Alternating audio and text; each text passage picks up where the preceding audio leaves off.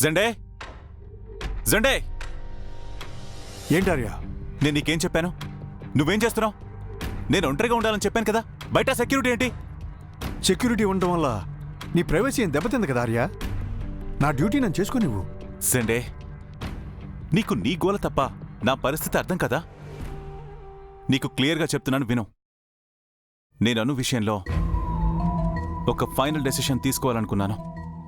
అందుకు నేను ఏ consequences face చేస్తానో, తన పేరెంట్స్ని ఎలా ఒప్పిస్తానో, ఇలాంటి చాలా విషయాలు నన్ను ఉక్కిరిబిక్కిరి చేస్తున్నాయి. అందుకే ఒంటరిగా ఉండాలనుకుంటున్నాను.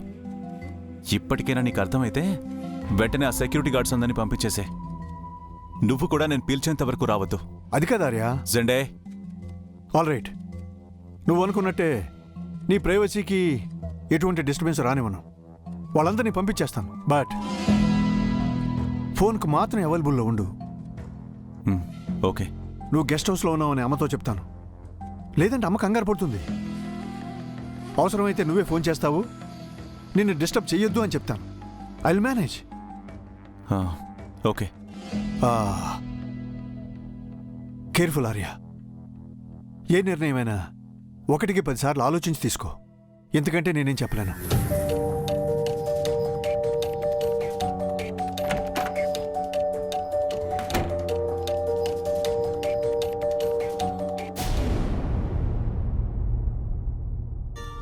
జ్వరం వచ్చిందని అబద్ధాలు చెప్పి ఆర్య సార్ మనసుని బాధ పెట్టాను. నాకసలు బుద్ధే లేదు. అయినా నేను సారీ చెప్పాలని చూసిన ప్రతిసారి ఏదో ఒకలా బెడిసి కొడుతుంది. నేనేం చెయ్యాలి? ఆర్య సార్కి నేనెంత గిల్టీగా ఫీల్ అవుతున్నానో అర్థమయ్యేలా చెప్పాలి. కానీ ఎలా?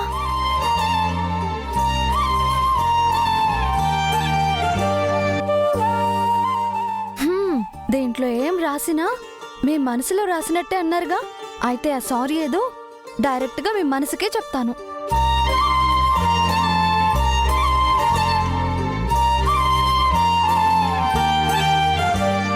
ఒక్కసారే కాదు, 100, 1000, లక్షల సార్లు రాస్తాను.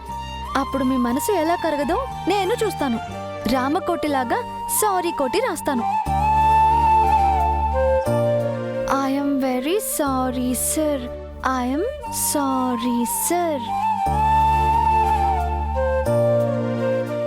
అమ్మే, కాఫీ గాని టీ గాని పెట్టిండావా? I'm sorry sir. అయ్యా, దేనికి సారీ ఎందుకే? Sir, I'm sorry sir. ఏదో రాసుకుంటున్నావుగా, నేనే పెట్టుకు తాగుతాలే. ఎట్టాకు చీకటి పడిందిగా, వంట మొదలెడితే పోలా? Sorry sir. I'm sorry sir. I'm sorry sir.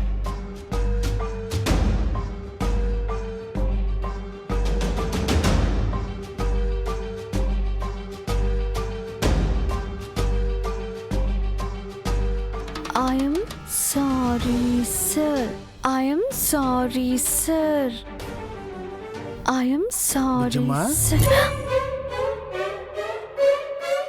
నీలో నువ్వే సారీ సారీ అనుకుంటున్నావేంటి బుజ్జమ్మా? అది నాన్న, ఇందాక నుంచి నీలో నువ్వే గొనుక్కుంటా ఉంటే ఏదో ఆఫీస్ పనిలే అనుకున్నాను.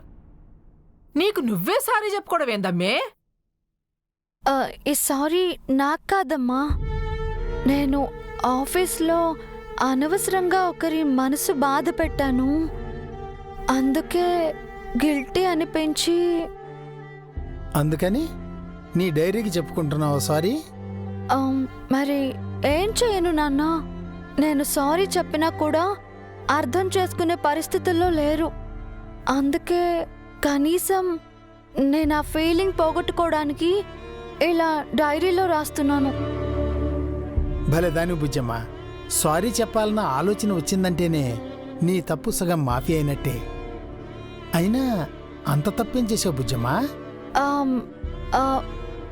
అది తప్పు కాదు నాన్న, చిన్న పొరపాటు చేశాను. దానికి సారీ చెప్పడం దేనికి బుజ్జమ్మా? సరిదిద్దుకుంటే సరిపోతుంది. సరిదిద్దుకునే అవకాశమే రావట్లేదు నాన్న. ఇంతకీ నువ్వు ఎవరిని బాధ పెట్టిండావమ్మే? ఆ, ఆఫీస్లో ఎంప్లాయీలే అమ్మా. నేనొకటి అనుకుంటే అక్కడ మరొకటి జరిగింది. దానివల్లే ఈ డిస్టర్బెన్స్. ఎంత డిస్టర్బెన్స్ అయినా ఎంత డిస్టెన్స్ అయినా సారీ అన్న చిన్న మాటతో తొలగిపోతాయి బుజ్జమ్మ. అయినా అవతల వాళ్ళు అర్థం చేసుకోవడానికి కొంచెం టైం పట్టచ్చు. ఎప్పుడూ అర్థం చేసుకుంటారు, కానీ ఈసారి అపార్థం చేసుకున్నారు. సరేనమ్మా, దాని గురించి ఎక్కువగా ఆలోచించకు. నిజాయితీగా చెప్పే క్షమాపణతో శత్రువులు కూడా మిత్రులైపోతారు. అలాంటిది చిన్న అపార్థం తొలగిపోదా? ఇంకోసారి ప్రయత్నించి చూడు. అయినా నువ్వు ఈ మధ్య ప్రతిదానికి ఎక్కువ ఆలోచిస్తాడావమ్మే.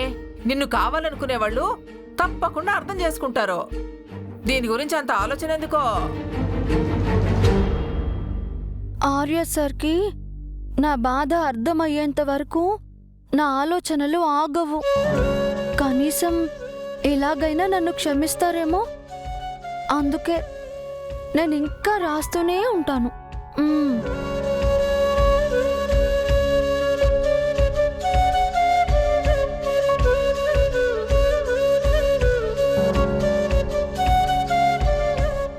I'm sorry sir.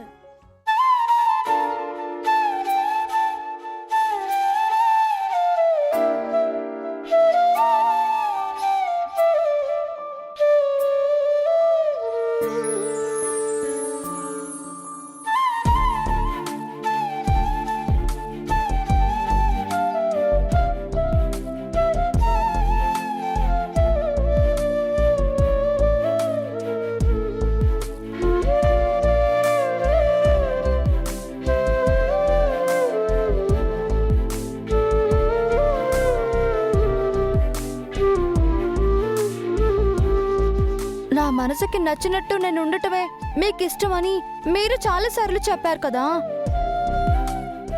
Hello brother.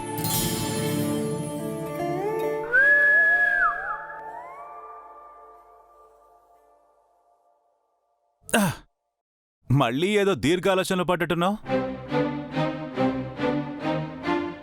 అను గురించి ఆలోచిస్తున్నాను. నాకు తెలుసు, అన్ని విషయాల్లో క్లారిటీ ఉండే నీకు అను విషయంలో మాత్రం కన్ఫ్యూజన్ ఉంటుంది. అందుకే నీలో నీకే యుద్ధం మొదలైందని తెలిసి నేనొచ్చాను. నువ్వైనా నా అంతర్మదనానివేగా. నా ఆలోచనలు పంచుకోగలవు, కానీ నేనేం ఆచరించాలో చెప్పలేవు. హలో బ్రదర్, అను విషయంలో నీకన్నా నాకే ఎక్కువ క్లారిటీ ఉంది. అసలు నీ బాధ ఏంటో నాకు అర్థం కావట్లేదు బ్రదర్. తన మనసు బాధపడేలా కోప్పడతావు, ఇప్పుడు ఇక్కడికొచ్చి తన గురించి ఆలోచిస్తున్నావు. తన మీద ప్రేముంది కాబట్టే కోప్పడ్డాను. తనే నా కుటుంబ గౌరవం అనుకున్నాను కాబట్టే మందలించాను. ఇప్పుడు పాయింట్కి వచ్చావు. నీకు తన మీద ప్రేమ ఉంది, తనే నీ గౌరవం అని నమ్మకం ఉంది. ఇంతకు మించిన క్లారిటీ ఇంకేం కావాలి బ్రదర్? కావాలి, చాలా విషయాల్లో క్లారిటీ కావాలి. అను మీద నాకున్న ప్రేమ నిజమే అయినా తనకి నాకు మధ్య ఉన్న ఏజ్ గ్యాప్ తన మీద ఎలాంటి ప్రభావం చూపిస్తుందో ఆలోచించాలి. మనలో మనమాట ఇవన్నీ ఆలోచించకుండానే అను నిన్ను ప్రేమిస్తుందంటావా? నీ ప్రేమ విషయంలో నీకన్నా తానే కాన్ఫిడెంట్గా ఉంది. ఉంటుంది, ఎందుకంటే కారణం లేకుండానే నమ్మిందాన్ని ప్రేమించే వయసు తనది. అదే ప్రేమని పెళ్లిగా మార్చుకోవడానికి ఎన్నో ప్రశ్నలతో సమాధానం చెప్పాల్సిన పరిస్థితి నాది. నా మీద ఎంతో నమ్మకం ఉంచి అను తల్లిదండ్రులు అను భవిష్యత్తును నా చేతిలో పెట్టారు. ఇప్పుడు నేనే తన భవిష్యత్తునవుతానని అడిగితే వాళ్ళు ఎలా రిసీవ్ చేసుకుంటారో. బాబు జాతిరత్నం, వాళ్ళకు అను సంతోషం మాత్రమే ముఖ్యం. నీతో ఉంటే అను సంతోషంగా ఉంటుందని వాళ్ళు నమ్మితే అది చాలు. అయినా వాళ్ళు కూతురి మనసులో ఉన్న నిన్ను చూస్తారు గాని మీ ఇద్దరి మధ్య ఉన్న వయసు తేడం చూస్తారంటావా? అబే, ఎందుకు చూడరు? పెళ్ళంటేనే ఈడు జోడు అంటారు కదా. ప్రేమ లేని చోట ఈడు జోడు జత కట్టినా ఏం బాగుంటుంది? అదే ప్రేమతో జంటైతే తోడు నీడగా ఉంటారు. ఆ ప్రేమ చాలా కాలం ఉంటుంది. అది చాలు మీ ఇద్దరిని ఒక్కటి చేయడానికి. అయినా ఇలాంటి వాళ్ళని విడదీయడానికి ఈ ప్రపంచంలో ఏ శక్తి సరిపోదు. అది నిజమే కావచ్చు, బట్ అందరూ మా ప్రేమను యాక్సెప్ట్ చేయడం సులభం కాదనేది కూడా అంతే నిజం. అంతకన్నా పెద్ద నిజం మరొకటుంది. అది నువ్వు మర్చిపోయినా నీలో ఉన్న నేను మాత్రం ఆ నిజాన్ని గుర్తు చేస్తూనే ఉంటాను.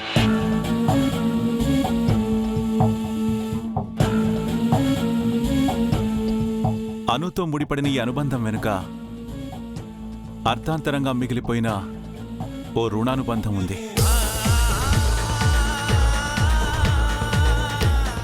వాటి గురించి స్టాప్ ఇట్.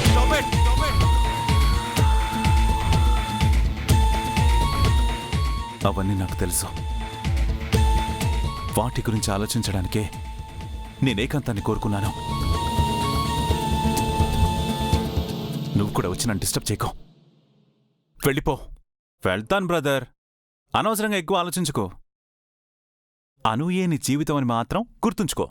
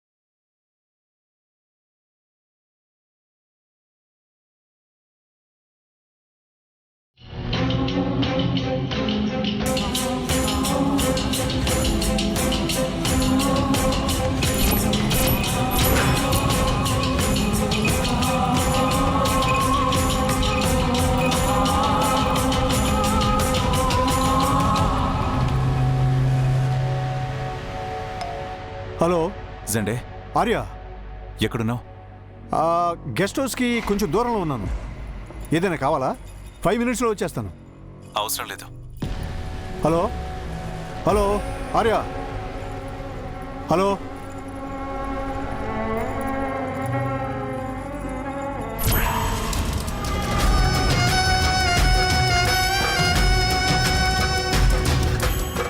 ఏం చేస్తున్నావు జెండే?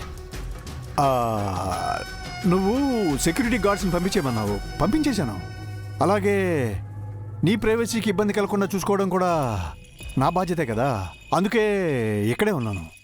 జెండే, నువ్వేం చెప్తావో నాకు తెలుసు ఆర్య.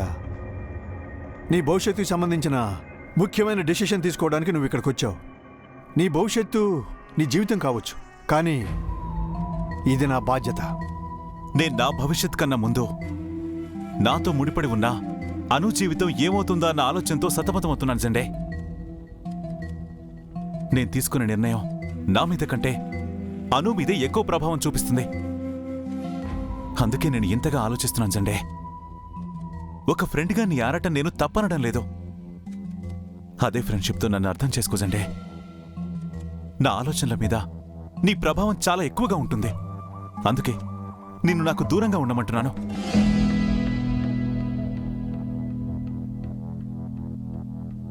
Good night Arya. అను, మనిద్దరి ప్రయాణం మొదలవడానికి ముందుగా నేనిక్కడి వరకు వచ్చిన దారేంటో, అందులోని మలుపులేంటో నీకు పూర్తిగా తెలియాలి. అప్పుడే మనం చేరబోయే గమ్యం మంచో చెడు అనే నిర్ణయం తీసుకోగలం.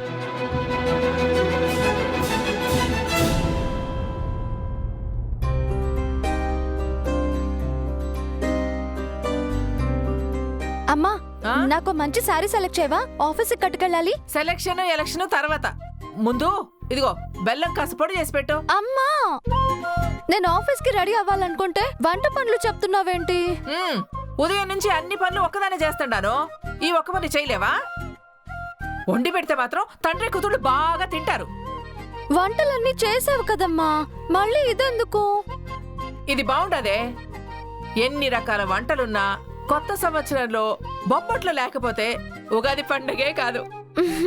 నువ్వు మాట్లాడకుండా ముందు సాయం చెయ్యి. ఈ సుబ్బు ఒకడు మార్కెట్కి పోయినవాడు ఇంతవరకు రాలేదు. ఏం చేస్తున్నాడో ఏమో. వచ్చేసా పద్దు. ఇదిగో ఉగాది పచ్చడికి కావాల్సిన సరుకులన్నీ తీసుకొచ్చేసాను. ఇదిగో ఈ మామిడికాయలు పూత ఫ్రెష్ గా లేకపోతే గుడికెళ్ళి పంతులు గారిని అడిగి గుళ్ళో చెట్టు కోసుకొచ్చాను. చాలా మంచి పని చేసావు గానీ ఈ మామిడాకులతో తోరణం కట్టుపో. పో పో. నీకన్నీ తొందరేనే. బుజ్జమ్మకు కూడా ఏదో పని పెట్టినట్టునో. చూడండి నాన్న, అవతల ఈరోజు ఆఫీస్లో ట్రెడిషనల్ డే ఈవెంట్ ఉంది. దానికి రెడీ అయి వెళ్ళాలంటే అమ్మ నాకు ఈ పనులు చెప్తుంది. ఇదిగో అమ్మి, ఆ తినడం డేనో ఏదో డే. దానికంటే ముందు ఇంట్లో పండుగే ముఖ్యం. శుభ్రంగా పూజ చేసి పచ్చడి తిని ఏ డేకైనా పో. నాన్న, పద్దు బుజ్జమ్మని వెళ్ళనివ్వవే పాపం. నువ్వు కమ్మునుండు సుబ్బు. అసలే అమ్మికి ఏ గ్రహదోషం ఉండదో ఏమో. ఏ పని పట్టుకున్నా ఆటంకాలతో నెట్టుకొస్తుండది. కొత్త సంవత్సరం ప్రారంభం రోజున ఆ పార్వతీ పరమేశ్వరుని పూజిస్తే అమ్మికి దోషం పోయి అనుకున్న కార్యాలన్నీ జరుగుతాయి. ఆఫీస్కి వెళ్ళి సార్ కోపం పోగొడితే నా దోషాలన్నీ పోయినట్టే. ఏందే గొడగతాడావా? అదే అమ్మా, ఈ రోజు జరిగే ట్రెడిషనల్ డేకి మొత్తం నేనే ప్లాన్ చేశాను. అలాంటిది నేనే త్వరగా వెళ్ళకపోతే ఎలా చెప్పు? అంత ఆరాట పడుతుండావు. అసలు ఏందే అది? పద్దు, ట్రెడిషనల్ డే అంటే మన సాంప్రదాయాన్ని తెలిపే బట్టలు వేసుకుని మన ఆచారాలు సంస్కృతి ఇది అని సమాజానికి తెలియజెప్పేదే. ఓ అట్నా? బుజ్జమ్మా, ఉగాది రోజున మంచి ఈవెంట్ ప్లాన్ చేసావమ్మా. అవును నాన్న, అందుకే అమ్మతో మన కట్టుబొట్టు ఉట్టిపడేలాంటి చీరని సెలెక్ట్ చేయమని చెప్పాను. మన సంప్రదాయం అంటే మొదటగా గుర్తొచ్చేది చీరే అనుకో. కాని బుజ్జమ్మా, 16 అణాల తెలుగింటి పడుచుదనమంతా ఒక్క పరికిణిలోనే కనిపిస్తుందమ్మా. పరికిణియా? అదేనే లంగావోణి. ఓహో, అంటే ఇప్పుడు అవి ఎక్కడి నుంచి తీసుకురావాలమ్మా? ఎక్కడి నుంచో తీసుకురావడమేందే? నువ్వు పెద్దమ్మి అయినప్పుడు మీ నాయన నీ కోసం ప్రత్యేకంగా లంగావోణి భారీగా కుట్టించింటాడు కదా. అప్పుడు సన్నగా ఉన్నావు కాబట్టి పక్కన కుట్లేయించిండాను. ఇప్పుడు ఆ కుట్లేపేస్తే సరిపోతుంది కదా. అవును కదూ. ఆ పరికిణిలో మా బుజ్జమ్మ పుత్తడి బొమ్మలా కనిపించేది. ఇప్పటికీ ఆ ఫోటో చూసుకుంటూనే ఉంటాను. అవునమ్మి, ఇప్పుడు కూడా ఆ లంగావోణి ఏ శుభో కుందన బొమ్మలాగుంటావు. అయితే ఇవాళ కూడా నన్ను అలాగే రెడీ చేయమ్మా. ఓస్ అంతే కదా. నా చేతి అలంకరణలో ఎంత బాగుంటావో చూపిస్తాను పదా.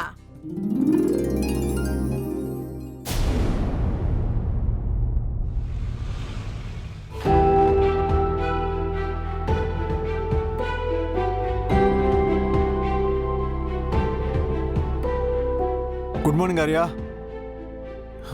Morning Sunday.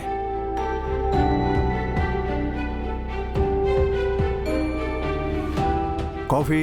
Thank you. రాత్రంతా ఆలోచన సాగరంలో మునిగిపోయి అలసిపోయి ఆదమరిచి నిద్రపోయినట్టున్నావు. You are right Sunday.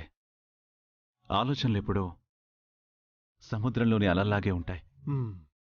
ఒక్కొక్కసారి ప్రశాంతంగా సాగిపోతాయి, ఒక్కొక్కసారి కన్ఫ్యూజింగ్గా కదులుతుంటాయి, మరొకసారి గంభీరంగా ఎగిసిపడుతుంటాయి. అవెప్పుడు కాన్స్టెంట్గా ఉండవు కదా. ఇంతకీ సారాలోచనలు ఏ తీరం చేరాయో తెలుసుకోవచ్చా? తీయని అనుబంధాన్ని నేను చేరాలనుకుంటున్నాను. అది తీరని కళ అన్ను వాపాలనుకుంటున్నావు. అదే ప్రేమ అను తీరం.